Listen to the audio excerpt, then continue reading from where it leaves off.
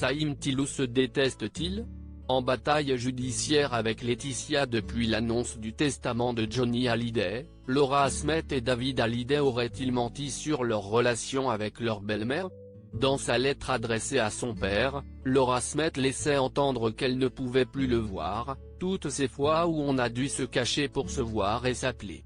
Il m'est encore insupportable de ne pas avoir pu te dire au revoir, papa, le sais-tu au moins?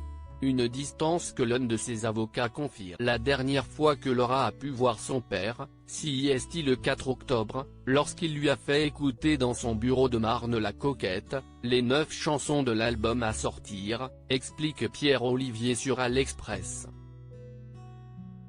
Et pourtant, l'Express a pu consulter des SMS envoyés en 2016 et 2017, qui laissent entrevoir une toute autre réalité.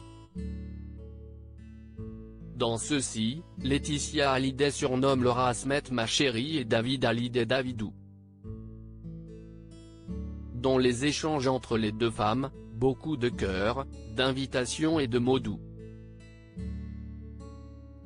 Que ce soit Laetitia Hallyday ou Laura Asmet, aucune n'oublie l'anniversaire de l'autre, note l'Express. Et le ton est le même lorsque l'épouse de Johnny Hallyday s'adresse à son beau-fils. Elle est très blessée, ton père a mis le feu aux arènes, c'était de la folie hier soir, comme un animal dans l'arène, je te jure, c'était carrément dingue. Il est en super forme, CIST fabuleux, je voulais le partager avec toi, ça m'émeut toujours, écrivait Laetitia à David après un concert des Vieilles Canailles.